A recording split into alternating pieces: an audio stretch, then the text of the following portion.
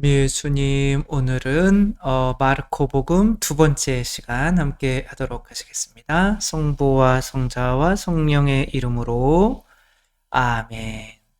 마르코복음은 어려워서 한번 했는데 어떻게 하면 그만둘까라는 핑계를 자꾸 들게 만드네요. 정말 마르코복음이 어려운 것이 지난번에도 말씀드렸지만 예수님께서 벳사이다의 소경을 점차적으로 치유하는 그 한 사례를 빼놓고는 90% 이상이 마테오복음에서 이렇게 얘기하면 좀 그렇지만 베껴 쓴 것 같은 느낌. 그 다음에 루카복음에서도 이제 한 50% 이상이 비슷하고, 그래서 저는 일단은 지금 일반적인 성경 신학자들이 얘기하는 것에 일단은 그대로 따라가고 싶지 않다. 왜냐하면 성경이 마테오복음, 마르코복음, 루카복음, 요한복음 식으로 놓인 것은 분명히 그 순서가 시간에 의한 것일 것이다 라고 생각을 하는 거죠. 왜냐하면 요한복음은 루카복음보다 늦게 쓰였고 또 루카복음은 당연히 마테오복음보다 늦게 쓰였어요. 그렇다면 마르코복음을 빼면 그 숫자 순서대로 한 거는 어떤 뭐 신학적인 이유나 다른 게 아니라 시간에 쓰인 순서대로 봐야 옳다고 생각을 하고요. 뭐 두 번째 이유는 마테오복음은 그러니까 그렇게 얘기하는 게 뭐 단순하게 뭐 그게 언제 쓰여졌는지 명확히 알지를 못하지만 이제 짧기 때문에 그게 제일 큰 이유죠. 짧기 때문에 먼저 쓰였다. 근데 저는 그렇게 생각하지 않는 거죠. 오히려 내 목적계획을 위해서 마테오복음 안에 있는 것들을 추려내서 내가 하고 싶은 얘기만, 그리고 그런 막 장황한, 또 제가 강론이 길잖아요. 그래서 길게 좀 하지 말고 좀 짧게 좀 하자. 그래서 그런 걸 쳐내서 짧게 꼭 필요한 것들만 그 로마에 있는 이방인들을 위해서 쓸 수가 있는 거잖아요. 그래서 예수님이 어떻게 뭐 태어나셨는지 뭐 그런 건 필요가 없는 거죠. 그들에게 얘기하고 싶은 것은 복음인 거죠. 그러니까 예수님의 뭐 예수님만 믿으면 되는 거죠. 그게 목적이기 때문에 뭐 자세한 어떤 이런 기록들은 내가 뺄 수가 있는, 몰랐다기보다는 빼는 거죠. 모를 수 있을까요? 그래서 마르코가 처음에 누구랑 다녔다고 그랬죠? 처음에 바오로, 그 다음에 바르나바, 물론 바오로 바르나바의 이제 조카 정도 된다고 말씀을 드렸죠. 그 다음에는 누구? 베드로와 함께 다닌 거죠.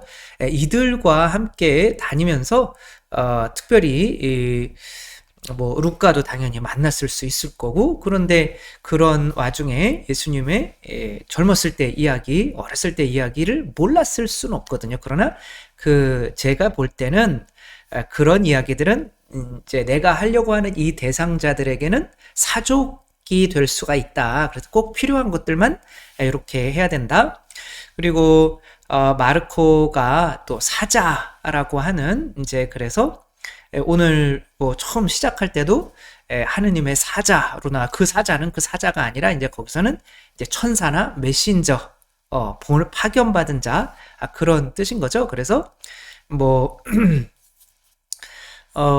세례자 요한이 이제 또 사자처럼 포효하듯이 이렇게 선포를 해서 또 마르코복음이 사자에 비유된다라고도 뭐 물론 뭐 할 수는 있겠지만, 어떤 뭐랄까, 그냥 그 날카로움, 필요한 것만, 그냥 내가 전하고 싶은 것들만 이렇게 딱 전하는 어떤 그런 모습에서 뭐 이것저것 필요 없이 그냥 뚫고 나가고 내 목적지 먹이를 향해서 가고 있는 어떤 신학적인 면에서 그게 뭐예요? 예수 그리스도의 십자가죠. 뭐 다 필요 없는 건 아니겠지만 기적이나 뭐 이런 것들은 이게 목적지는 예수님의 십자가에서 흘리는 그 피로 내가 새로 태어날 수 있다라는 것을 향해서만 쭉 달려가는 어떤 그런 느낌, 그것이 오히려 더 마르코 복음이 사자와 같지 않는가 이런 생각을 하고요.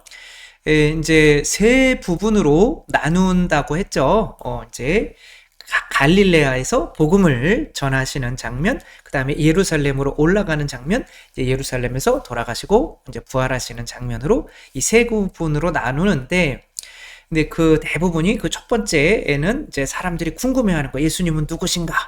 그리고 이제 두 번째는 예수님은 십자가에 못 박혀야 된다. 세 번째는 이제 그렇게 십자가에 못 박히는 거로, 그래서 마르코 복음의 어떤 핵심이 예수님은 누구이신가에 대한 정체성에 있다. 근데 저도 이것에 또 반기를 들어서 왜 청개구리처럼 자꾸 그러냐라고 할 수는 있지만, 예수님은 누구이신가? 물론 뭐 당연히 예수님은 누구이신가가 핵심이겠지만, 저는 예수님이 누구이신가가 나에게 어떤 영향을 미치겠어요? 나를 구원하는 거죠.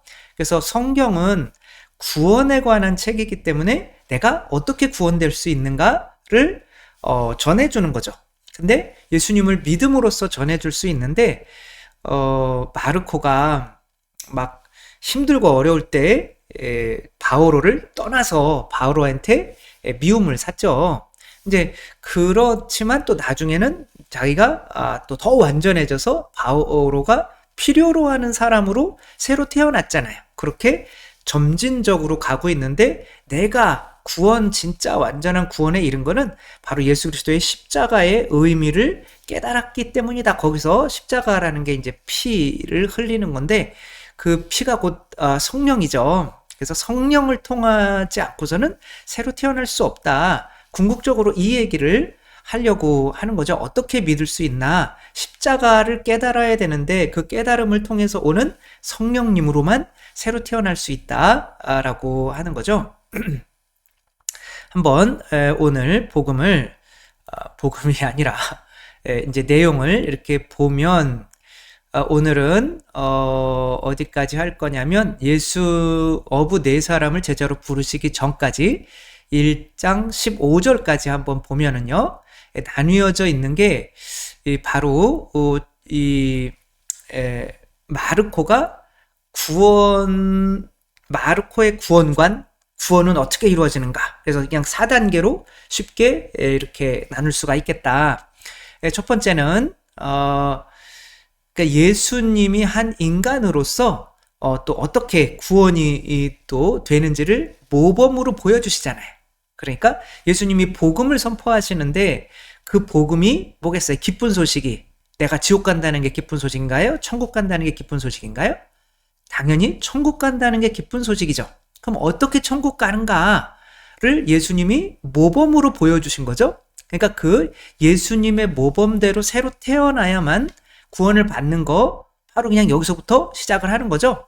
첫 번째, 예수님께서 누구를 만나야 돼요? 세례자 요한을 만나야 되는 거죠.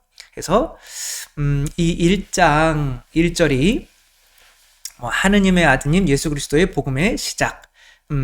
이제 뭐 하느님의 복음이라고 할 수도 있고, 뭐 그리스도의 복음, 여기서는 그리스도의 기쁜 소식, 그리스도의 기쁜 소식. 옛날에는 뭐 기쁜 소식이라고 복음, 에반겔리온이라고 하는데, 그 복음이라고 하는 그 말 자체가 바로 황제, 로마의 황제가 어떤 뭐 너희들에게 오늘 고기 2근씩 주겠다, 뭐 이런 게 복음, 이게 황제의 어떤 기쁜 소식인 거죠. 그렇게 그리스도의 어떤 기쁜 소식을 내가 선포하겠다, 뭐 이런 거예요. 그래서 여기서 하느님의 아드님이라고 하는 거는 가로를 치면 좋을 것 같아요. 어떤 사본에는 있고 어떤 사본에는 없어요. 그러니까 그냥 그리스도의 복음의 시작. 이거 뭐 엄청나죠. 그냥 사자 같잖아요. 뭐 딴 거 필요 없어요. 그냥 그리스도의 복음의 시작. 왜 그리스도가 기쁜 소식이냐라고 하는 거죠. 그 이사야 예언자의 이제 그러며 세례자 요한을 등장을 시키는 거죠. 그 세례자 요한을 등장시키는 것은 바로 우리가 구원되기 위해서 먼저 만나야 되는 세례자 요한, 곧 무슨 세례? 물의 세례, 회개의 세례에 대해서 이야기하기 위해서 그런 거죠. 그래서 이사야 예언자의 보라 내가 내 앞에 내 사자를 보내니 그가 너의 길을 닦아놓으리라. 여기서 사자는 메신저라고 그랬죠. 라이온이 아니라. 그래서 파견된 사자, 그게 바로 뭐 옛날에는 엘리야라고도 생각을 했는데 이제 그 엘리야가 바로 세례자 요한이었던 거죠. 광야에서 외치는 이의 소리, 너희는 주님의 길을 마련하여라. 그분의 길을 곧게 내어라. 그러니까 주님께로 다다르기 위해서 참된 복음에 다다르기 위해서 반드시 거쳐야만 하는 길인 거죠. 그러니까 이 길을 거치지 않고서는 뭐 너무 힘들다 아니면 거의 불가능하다라고 하는 거죠. 세례자 요한이 광야에 나타나 죄의 용서를 위한 회개의 세례를 선포했다. 그래서 회개의 세례를 하면 죄가 용서받는 건가요? 아니죠. 죄의 용서로 가는 길, 도정에서 회개의 세례를 받지 않으면 안 된다는 거죠. 그리하여 온 유다 지방 사람들과 예루살렘 주민들이 모두 그에게 나아가 자기 죄를 고백하며 요르단강에서 그에게 세례를 받았다. 뭐 당시로서는 세례라는 게 동방 전통도 마찬가지. 동방에 가면 세례가 어디에서는 그냥 정결례, 이스라엘의 정결례는 본인이 씻는 거예요. 본인이 물속으로 들어가서 본인이 씻는 거죠. 그렇게 씻어야 되는 이유는 워낙 이제 또 위생이 뭐 특별히 꿈난 공동체가 있죠. 거기에서는 꿈난 공동체에 가면 사회에 가면 그런 정결례를 하는 그 정결례 터가 막 어마어마하게 많아요. 사람이 자는 데보다 더 많은 것 같아요. 그러니까 왜냐하면 깨끗이 씻어야 내가 공동체에 들어올 수 있는 거죠. 그러니까 이것은 스스로 하는 어떤 행위인 거예요. 이거 가지고는 구원을 못 받는다는 거죠. 그러나 이 성령을 받기 위해서, 성령 세례를 받기 위해서 거쳐서 가야 되는 길인 거죠. 여기서 핵심적인 거는 내 죄를 고백할 수 있어야 된다는 거죠. 내 처지를 내가 인정할 수 있어야 된다는 거죠. 먼저 내 처지를 좀 깨달아야 되는데, 내 처지를 깨닫게 만들기 위해서 하느님께서 구약에 미리 주신 게 뭘까요? 그거를 비추어서 나를 깨달을 수 있어요. 그게 바로 율자로 시작하는데, 율무차는 아니고 이 율법인 거죠. 율법. 그래서 바오로 사도는 이 율법을 통해서 우리의 죄를 깨닫게 됩니다. 이렇게 이야기를 해요. 그러니까 율법의 목적은 내가 구원받기 위해서 그 율법으로 구원받는 게 아니라, 바리사의 율법학자들은 그 율법을 잘 지키면 구원받는다고 생각했잖아요. 그러면 예수님이 돌아가실 필요가 없잖아요. 그러나 그 율법은 반드시 거쳐야 되는 거예요. 왜? 내가 나의 처지를 알 수 있기 때문에요. 연꽃을 생각하면 쉬울 것 같아요. 이 연꽃이 씨가 밑에는 진흙탕이죠. 더러운 진흙탕에 있어요. 근데 더러운 진흙탕에서 내가 올라가려면 어떻게 해야 돼요? 내가 지금 더러운 곳에 파묻혀 있다는 걸 일단 인정하고, 그거 나에게서 나를 깨워줄 수 있는 따뜻한 햇빛이 필요함을, 성령이 필요함을 내가 깨달아야 되는 거죠.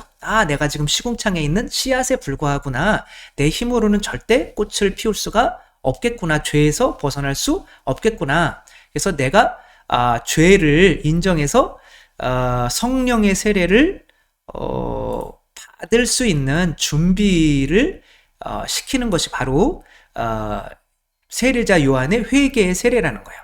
그래서 이제 물의 세례라고도 할 수 있는데, 그래서 이렇게 세례자 요한이 이렇게 말을 하죠.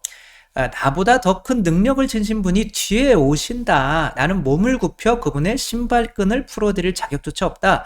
나는 너희에게 물로 세례를 주었지만, 그러니까 물의 세례는 무슨 세례? 회개의 세례. 그분께서는 너희에게 성령으로 세례를 주실 것이다. 이게 좀 달라요.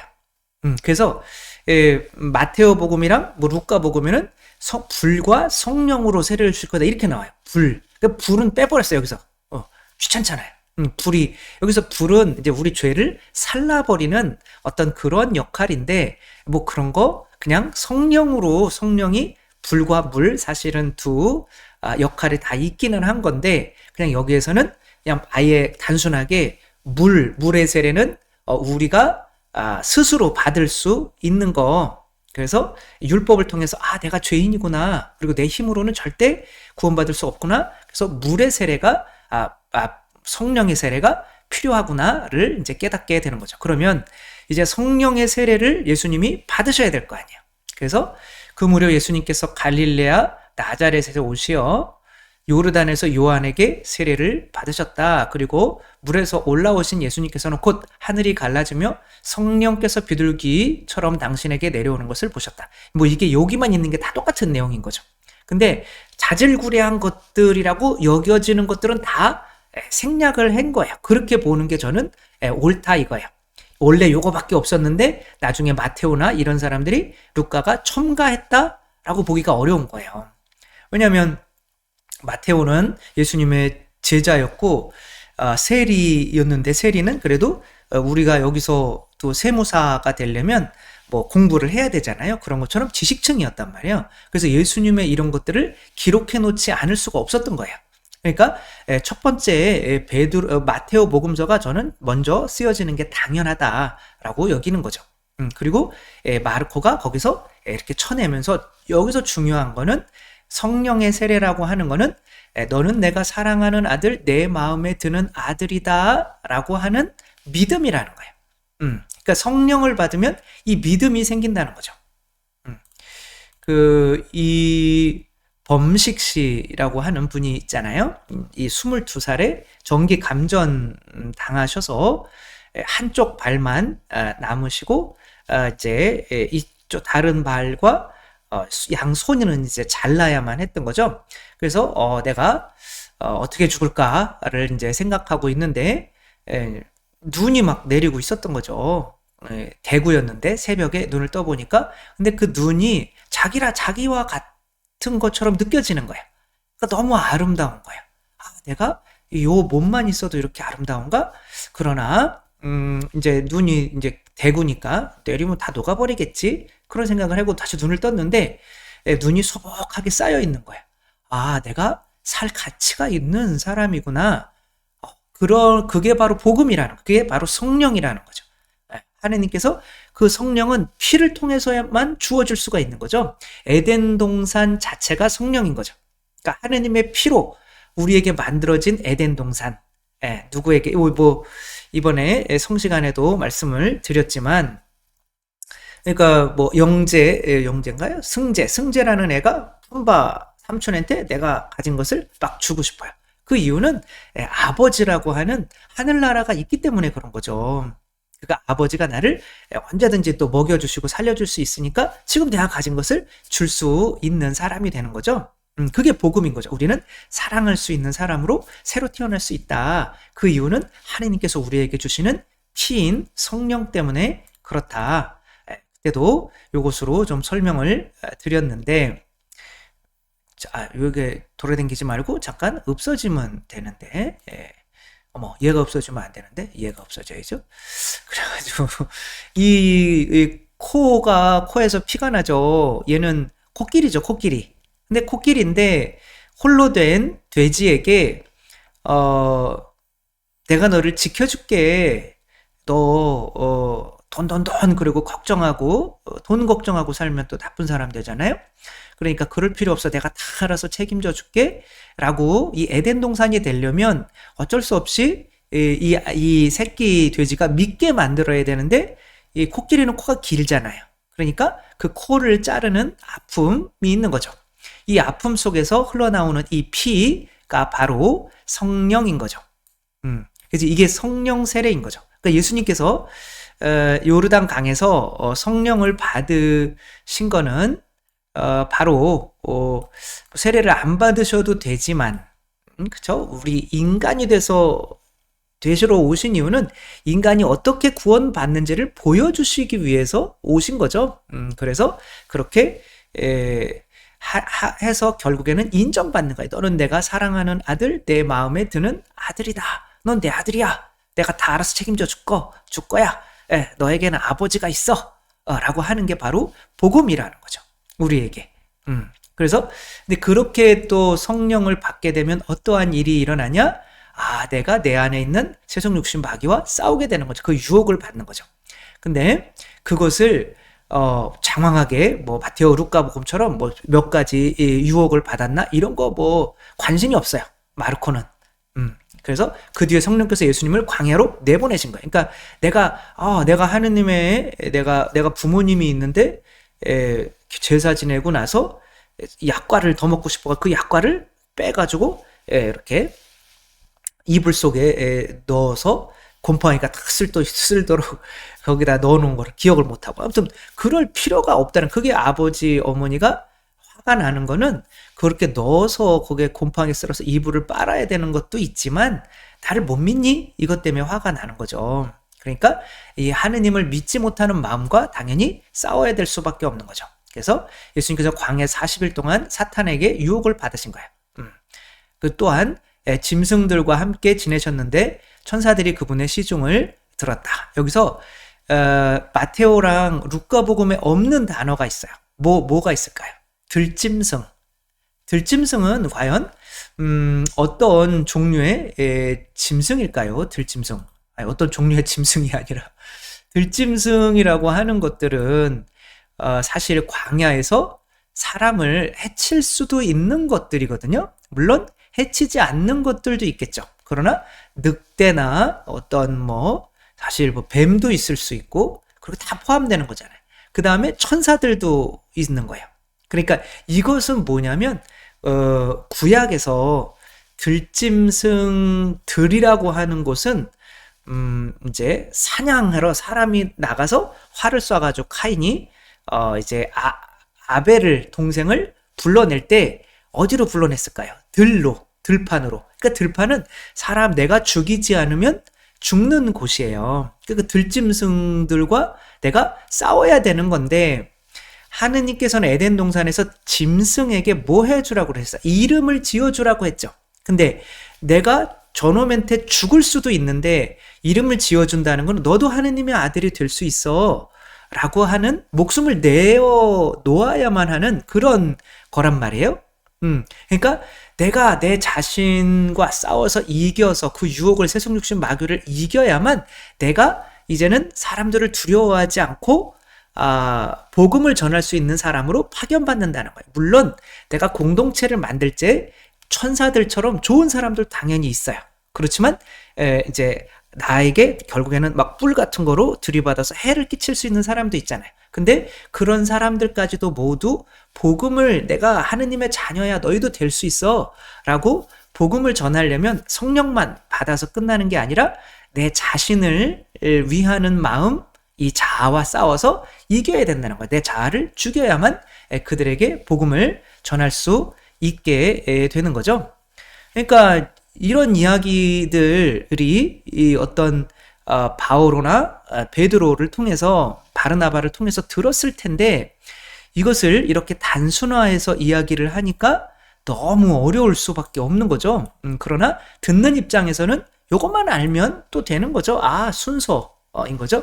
내 처지를 알아야 되는구나. 세례를 받아야 되는구나. 그 다음에 회개해야 되는구나. 그 다음에 햇빛이 필요하구나. 성령을 받아야 되구나. 그 성령을 받으면 또 내 자신을 먼저 이겨야 되는구나. 그 다음에는 복음을 이제 그 짐승들에게 전하는 일을 해야 되는구나. 이 4단계인 거죠. 요한이 잡힌 뒤에 예수님께서는 갈릴레아에 가시어 하느님의 복음을 선포하시며 여기서 이제 당신의 복음이 아니라 하느님의 복음이라고 이렇게 나오죠. 이렇게 말씀하셨다. 때가 차서 하느님의 나라가 가까이 왔다. 회개하고 복음을 믿어라. 그러니까 복음 여기서 얘기하는 복음이 뭐예요? 하느님의 나라가 가까이 왔다는 거잖아요. 그러니까 하느님의 나라는 뭐예요? 아까 이 범식 그분께서 이제 이 내가 이제 죽어야 되는 존재인가? 쓸모없는 존재인데 그런 건데 눈이나 이 환경을 보면서 야, 나도 살 가치가 있는 존재구나라는 거를 느끼게 되는 거잖아요. 그게 하느님 나라잖아요. 에덴 동산. 인 거죠. 그러니까 하느님께서는 이 에덴 동산인 거죠. 그 어떤 편안함, 그것이 바로 사랑을 할 수 있게 만드는 원동력인 거죠. 그러니까 회개하고 우리도 이 세상에서 돈만 아니라 하느님께서 나를 다 알아서 채워주셔라고 하는 그런 믿음을 성령으로 얻을 수 있는 존재가 우리가 될 수가 있다라고 하는 거죠. 정리해보자면 이 마르코 복음의 핵심 모든 복음도 마찬가지지만 예수님은 누구이신가? 그것은 하나의 과정인 거죠.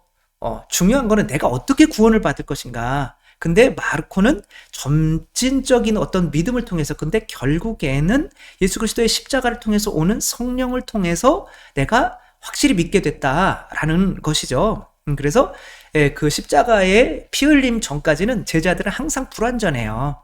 아무리 기적을 보고 뭐를 하더라도 불완전하단 말이에요. 그래서 이 주제는 어떻게 믿을 것인가가 더 적당하겠다. 그리고 오늘 한 것은 복음이란 우리가 하느님 자녀가 될 수 있다라는 이게 하느님 나라인 거죠. 우리를 보호해 주시는 아버지가 있다. 그리고 그렇게 복음을 믿게 되는 것은 예수님을 통해서 우리가 보았듯이 첫 번째는 나의 처지는 죄인이고 내 스스로는 벗어날 수가 없겠구나. 그 다음에 성령 세례를 받으면서 하느님의 피를 우리가 받고 이만큼 피 흘려주시는 분이 내 아버지시구나. 그리고 하느님이시구나. 그 다음에 그러면 내 자신과 광야의 유혹 싸워서 그리고 그 싸운 것으로 끝난 것이 아니라 그렇게 내 자신과 싸우면 들짐승까지도 내가 포용하고 그 사람에게 복음을 전할 수 있는 존재, 사랑할 수 있는 존재가 되기 때문에 복음 선포까지 할 수 있어야 우리가 완성이 되는 거죠. 그런 그리스도와 같은 사람이 될 수 있다는 게 바로 복음인 거고, 마르코는 예수님 처음에 그냥 예수님을 등장시켜서 예수님을 통해서 어떻게 그 예수님 자체가 복음이 될 수 있는지를 이렇게 보여준 거죠.